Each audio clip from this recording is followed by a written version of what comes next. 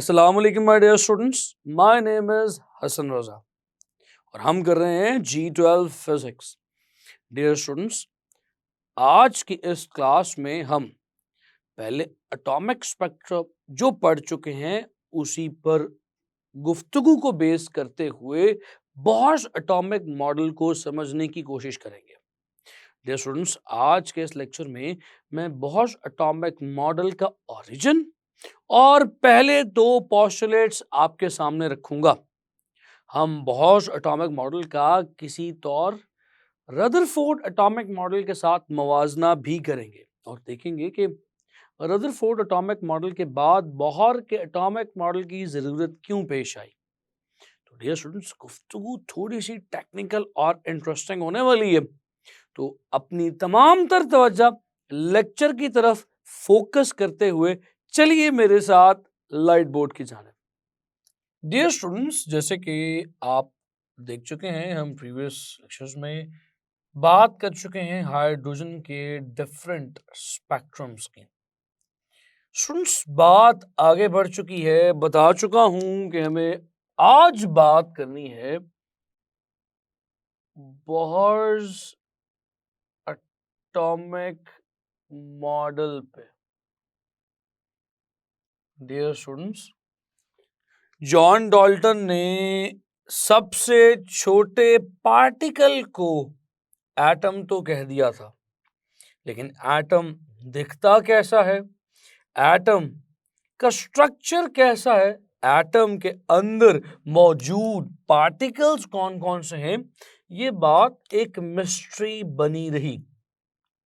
बहुत सारे genius minds ने एटम के स्ट्रक्चर को एक्सप्लेन करने की कोशिश की और अपने अपने तौर पे, अपने अपने वक्त पे जो उन्होंने एक्सप्लेनेशंस दी एक एटम के स्ट्रक्चर को डिफाइन करने के लिए, वो किसी न किसी तौर नाकिस साबित होती नहीं, जिसकी वजह से एक एटम का स्ट्रक्चर फर्दर एक्सप्लेनेशन डिमांड करता रहा। और आज हम मॉडर्न डे में एक मुख्तलिफ थॉट, एक मुख्तलिफ विजन ऑफ एन एटम लेकर बैठे हैं। लेकिन जो आज के दौर में हम एटम के स्ट्रक्चर के बारे में जानते हैं, वो आज से 150 साल पहले तक नहीं था। आप अच्छे से जानते हैं, अपनी प्रीवियस क्लासेस, आपने 9th क्लास में रदरफोर्ड एटॉमिक मॉडल पढ़ा था अच्छे से। Dear students, Rutherford atomic model क्या था, थोड़ा सा रिकॉल कर लें, प्रीवियस रीकैप ले लें। तो according to the Rutherford atomic model, हल्की सी रीकैप है, जो पुराना कॉन्सेप्ट है उसको रिकॉल करने लगे। उसने कहा था कि एक एटम का सेंट्रल पार्ट मैसिव पार्ट है और वो सेंट्रल पार्ट पॉजिटिवली चार्ज्ड है। उस सेंट्रल पार्ट के गिर्द एक इलेक्ट्रॉन घूम रहा है। स्टूडेंट्स, अब आप चैप्टर नंबर 16 पढ़ चुके हैं। चैप्टर नंबर 16 में हमने इलेक्ट्रोमैग्नेटिक वेव्स की एक थ्योरी पढ़ी थी, जेम्स क्लार्क मैक्सवेल ने दी थी। याद कीजिए, उसे क्लासिकल थ्योरी भी कहते हैं। उसमें आपने क्या पढ़ा था, जल्दी से बता दीजिए। उसमें आपने पढ़ा था accelerating charges always radiate energy. और ये एनर्जी कौन सी है, ये electromagnetic EM means electromagnetic rays होती है। सो जेम्स क्लार्क मैक्सवेल ने एक थ्योरी दी थी, उसके मुताबिक जब भी चार्जेस एक्सेलरेट करते हैं तो एक्सेलरेटिंग चार्जेस हमेशा एनर्जी रेडिएट करते हैं। कौन सी एनर्जी, इलेक्ट्रोमैग्नेटिक वेव्स की energy. In simple words, electromagnetic waves को रेडिएट करते हैं। सो एनर्जी से मुराद यहाँ पे इलेक्ट्रोमैग्नेटिक वेव्स है। तो डियर स्टूडेंट्स, उसने ये कहा, रदरफोर्ड ने ये कहा कि एक इलेक्ट्रॉन इस न्यूक्लियस के गिर्द ऑर्बिट करेगा। ऑर्बिट करने का मतलब है एक्सेलरेशन, सेंट्रीपेटल फोर्स। किसी भी चीज को सर्कल में घुमाने के लिए सेंट्रीपेटल फोर्स रिक्वायर्ड है। सेंट्रीपेटल फोर्स सेंट्रीपेटल एक्सेलरेशन भी प्रोड्यूस करती है। सो आप वैसे भी जानते हैं कि जब भी कोई बॉडी सर्कुलर पाथ में घूमती है तो एक्सेलरेशन मौजूद होती है। सो उस एक्सेलरेशन की वजह से ये इलेक्ट्रॉन कॉन्टिन्यूअसली एनर्जी रेडिएट करता रहेगा और इसकी एनर्जी कम होती रहेगी। एनर्जी कम होते होते ये न्यूक्लियस के करीब आता जाएगा और एक वक्त आएगा जब ये इलेक्ट्रॉन इस न्यूक्लियस पर फॉल कर जाएगा। अगर हम इस बात को दुरुस्त मान लें तो इस बात के मुताबिक कोई भी एटम सस्टेन नहीं कर सकता। हर एटम कुछ अरसे के बाद डिस्ट्रॉय हो जाना चाहिए, क्योंकि इलेक्ट्रॉन घूमते घूमते अपनी सारी एनर्जी रेडिएट कर दे और उसके बाद एटम के न्यूक्लियस पर फॉल कर जाए, सारे का सारा एटॉमिक स्ट्रक्चर कोलैप्स कर जाए। लेकिन असल में ऐसा नहीं होता। आप देखते हैं असल में तमाम चीजें अपने आप को रिटेन रखती हैं, यानी कि एटॉमिक स्ट्रक्चर कोलैप्स नहीं कर रहा। सो रदरफोर्ड इस बात की एक्सप्लेनेशन नहीं दे सका। Rutherford was got confused. Rutherford कहां पे कंफ्यूज हुआ? उसने कहा कि एक इलेक्ट्रॉन न्यूक्लियस के गिर्द घूम रहा है, तो घूम रहा है तो एनर्जी रेडिएट करनी चाहिए। एनर्जी रेडिएट करनी चाहिए तो उसे नीचे भी आना चाहिए। नीचे आना चाहिए तो एटॉमिक स्ट्रक्चर कोलैप्स हो जाना चाहिए। कंफ्यूजन की बात उसके लिए ये थी कि ये भी बात दुरुस्त है, एक्सेलरेटिंग चार्ज रेडिएशन एमिट करता है, और ये भी बात दुरुस्त है कि एटॉमिक स्ट्रक्चर कोलैप्स नहीं हो रहा। इसका मतलब है कि जो रदरफोर्ड ने एक स्ट्रक्चर प्रपोज किया था फिर वो दुरुस्त नहीं। तो इसलिए रदरफोर्ड का प्रेजेंटेड एटॉमिक मॉडल डिस्कार्ड हो गया, एक्सेप्ट नहीं हुआ। इसी रदरफोर्ड का एक स्टूडेंट था नील बोर। उसने 1913 में एक एटॉमिक मॉडल प्रपोज किया बाय नील बोर। अब डियर स्टूडेंट्स, ये नील बोर का एटॉमिक मॉडल था क्या? यहां पर बात थोड़ी सी इंपॉर्टेंट है। रदरफोर्ड का जो एटॉमिक मॉडल था वो प्योरली क्लासिकल थ्योरी पर बेस करता था, यानी कि accelerating charge should always radiate electromagnetic waves. So purely classical theory पर बेस करता था। और इसके मुताबिक क्योंकि एनर्जी कॉन्टिन्यूअसली एमिट हो रही है, कॉन्टिन्यूअसली ये टुवर्ड्स न्यूक्लियस आ रहा है, तो इसके मुताबिक रदरफोर्ड एटॉमिक मॉडल के मुताबिक एक एटम का स्पेक्ट्रम कॉन्टिन्यूअस स्पेक्ट्रम होना चाहिए था। लेकिन माय डियर स्टूडेंट्स, ऐसा भी नहीं था। जैसे कि ये इलेक्ट्रॉन इस न्यूक्लियस पर गिर के एटम को कोलैप्स कर रहा है रदरफोर्ड के मुताबिक, लेकिन असल में नहीं हो रहा। इसके मुताबिक हमारा एटम कॉन्टिन्यूअस स्पेक्ट्रम शो करना चाहिए, ऐसा भी नहीं हो रहा। तो लिहाजा ये रदरफोर्ड की एटॉमिक मॉडल की जो थ्योरी थी वो क्लासिकल थ्योरी पर बेस करती थी। बोर थोड़ा सा मॉडर्न कॉन्सेप्ट रखता था। तो याद रखिएगा डियर स्टूडेंट्स, इस बोर ने जो एटॉमिक मॉडल पेश किया दैट वाज नॉट क्लासिकल। वो क्लासिकल नहीं था, वो मॉडर्न भी नहीं था। सो याद रखिएगा, Bohr's atomic model was based on a semi classical concept, यानी कि कुछ बातें जो रदरफोर्ड के एटॉमिक मॉडल में गलत थी बोर ने वो दुरुस्त की, लेकिन कुछ बातें बोर भी आंसर नहीं कर सका। वो देखेंगे ड्रॉबैक्स ऑफ बोह्स एटॉमिक मॉडल में, लेकिन फिलहाल अभी हमारी वो डिस्कशन नहीं, हमारी डिस्कशन है कि बोह्स एटॉमिक मॉडल है क्या।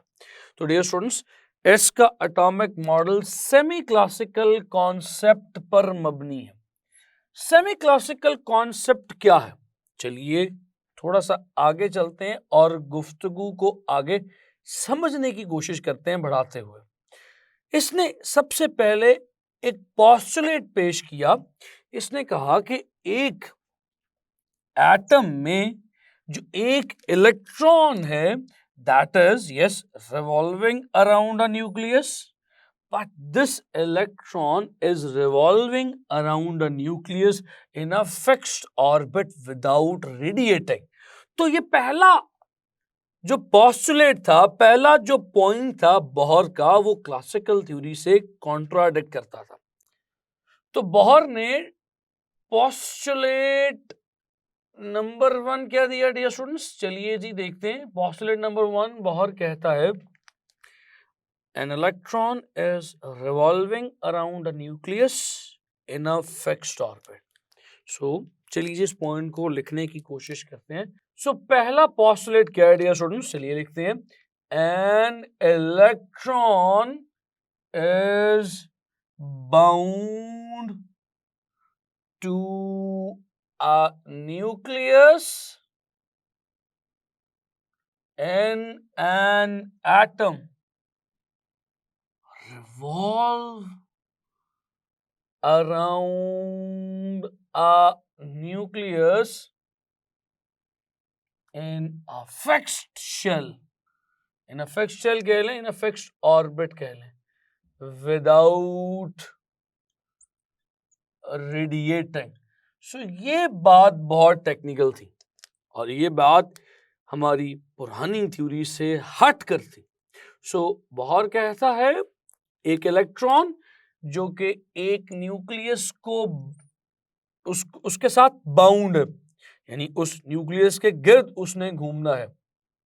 रिवॉल्व्स अराउंड अ न्यूक्लियस, एक इलेक्ट्रॉन जो एक एटम में किसी न्यूक्लियस के साथ बाउंड है, वो उस न्यूक्लियस के गिर्द घूमता है इन अ फिक्स्ड ऑर्बिट, एक फिक्स्ड ऑर्बिट में, विदाउट रेडिएटिंग, अपनी एनर्जी रेडिएट किए बगैर। जबकि रदरफोर्ड ने ये कॉन्सेप्ट क्लासिकल थ्योरी के मुताबिक इस तरह से दिया था कि एक इलेक्ट्रॉन कॉन्टिन्यूसली एनर्जी को रेडिएट करता रहता है।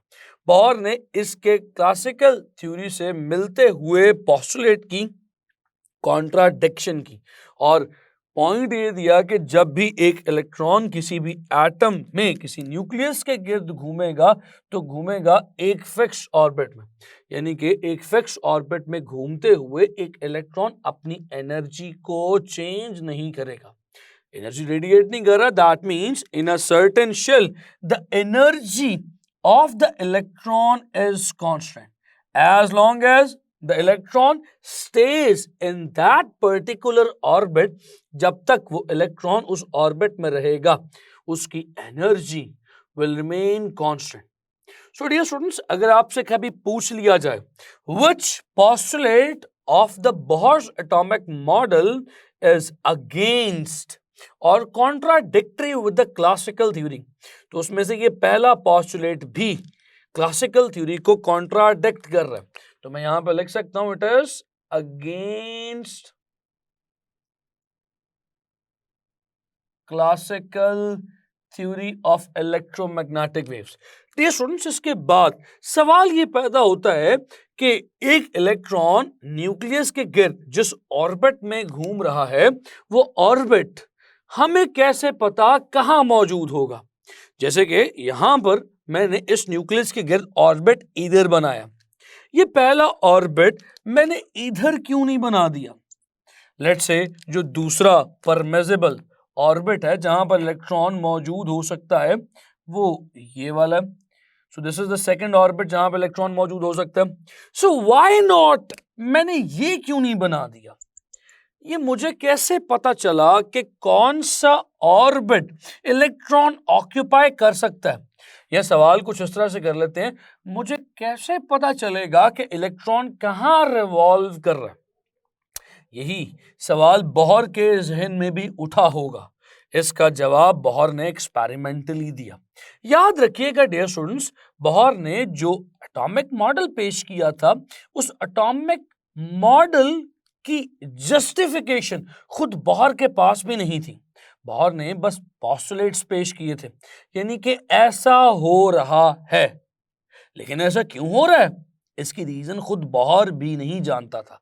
जैसे कि जो पोस्टुलेट नंबर 1 है, मैं आपको बता चुका हूं, ये क्लासिकल थ्योरी से कॉन्ट्राडिक्ट करता है। क्लासिकल थ्योरी के मुताबिक तो एक्सेलरेटिंग चार्जेस को रेडिएट करना चाहिए, लेकिन बोहर ने कहा ऐसा हो नहीं रहा। एक इलेक्ट्रॉन जो एक न्यूक्लियस के गिर्द ऑर्बिट कर रहा है, वो फिक्स्ड एनर्जी में ऑर्बिट कर रहा है, रेडिएट नहीं कर रहा। क्यों, ये मैं भी नहीं जानता, लेकिन हो यही रहा है। इसी तरह से जो दूसरा पोस्टुलेट था, उसमें बोहर ने ये बताने की कोशिश की कि एक इलेक्ट्रॉन एक एटम में किस जगह पर ऑर्बिट कर सकता है, यानी कौन सा रेडियस या कौन सा शेल इलेक्ट्रॉन ऑक्यूपाई कर सकता है। जैसे कि मैं भी बता चुका कि अगर ये पहला शेल है तो इससे नीचे क्यों पहला मौजूद नहीं है। अगर किसी एटम में ये दूसरा शेल है, लेट्स से हाइड्रोजन की बात कर लें, तो ये अगर दूसरा शेल है तो इससे नीचे क्यों दूसरा शेल मौजूद नहीं हो सकता। इसकी रीजन क्या है डियर स्टूडेंट्स, बोहर ने इसकी भी रीजन दी कि यार सिर्फ वो शेल्स कि डियर स्टूडेंट्स सिर्फ वो शेल्स परमिसिबल होंगे।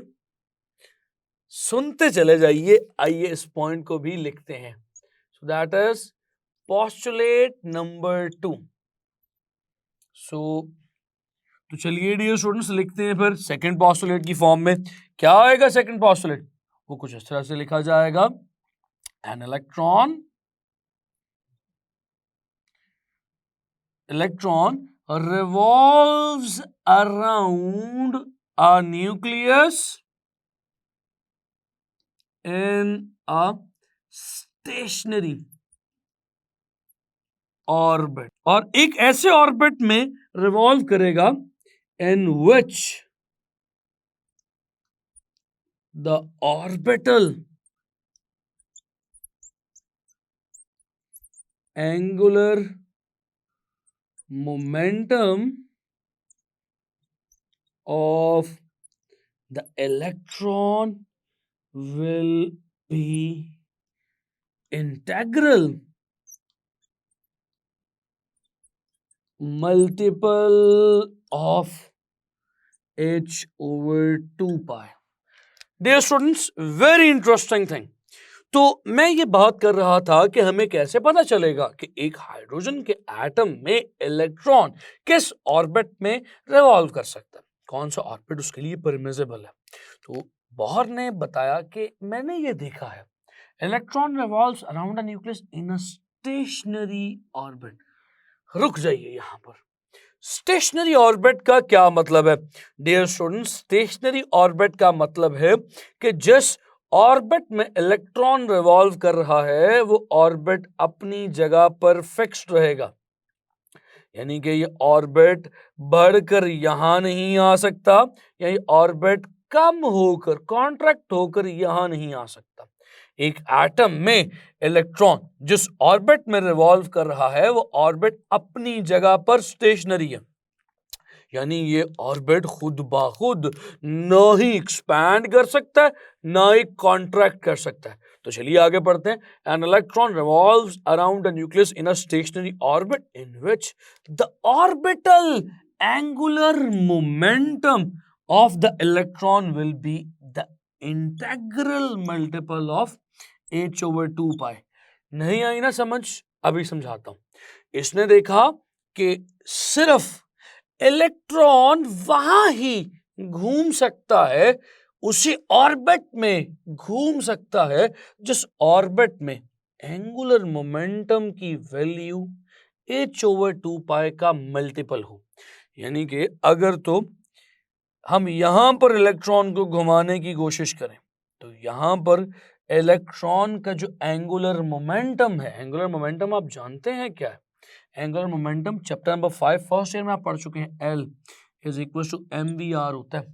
दिस एंगुलर मोमेंटम यहाँ पर h/2 के इक्वल नहीं है, so mvr is not equals to h/2। तो फिर ये ऑर्बिट परमिसिबल नहीं।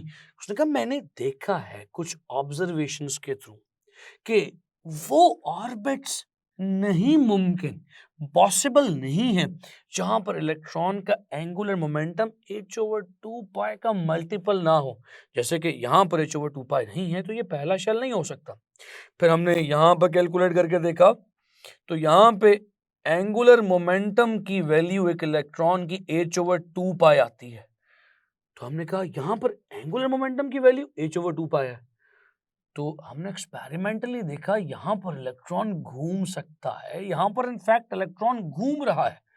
तो इलेक्ट्रॉन हर उस जगह घूमेगा जहां एंगुलर मोमेंटम की वैल्यू h/2 का मल्टीपल हो। पहले शेल में ये h/2 होगी, दूसरे शेल में वही शेल परमिसिबल होगा जहां पर इस इलेक्ट्रॉन के एंगुलर मोमेंटम की वैल्यू h/2 मल्टीप्लाई बाय 2 हो जाए। तो यहां पर n की वैल्यू हम क्या ले लेंगे, 2। इसी तरह से थर्ड शेल में h/2 को 3 से मल्टीप्लाई करके देखेंगे, सिर्फ वही रेडियस, वही जगह, वही ऑर्बिट परमिसिबल होगा जहां पर एंगुलर मोमेंटम की वैल्यू h/2 का थर्ड मल्टीपल, उसके बाद फोर्थ मल्टीपल, फिर फिफ्थ मल्टीपल। तो लिहाजा angular momentum of an electron must be equals to integral multiple of h/2. This n could be from 1 to up to so on. सिर्फ वही shells, वही orbits permissible थे। तो डियर स्टूडेंट्स, ये तो पहले दो पॉस्टुलेट्स थे। इन पॉस्टुलेट्स के बाद जो थर्ड पॉस्टुलेट था वो क्या था, वो भी मैं आपसे डिस्कस करूंगा, लेकिन पहले जरूरी है कि आप इन पॉस्टुलेट्स को अच्छे से याद कर लें, समझ लें। अगले लेक्चर में जब हम मिलेंगे तो मैं इसका थर्ड पॉस्टुलेट आपके साथ डिस्कस करूंगा और फिर कुछ मजीद एक्सप्लेनेशंस बोहर के एटॉमिक मॉडल पर आपके साथ की जाएंगी।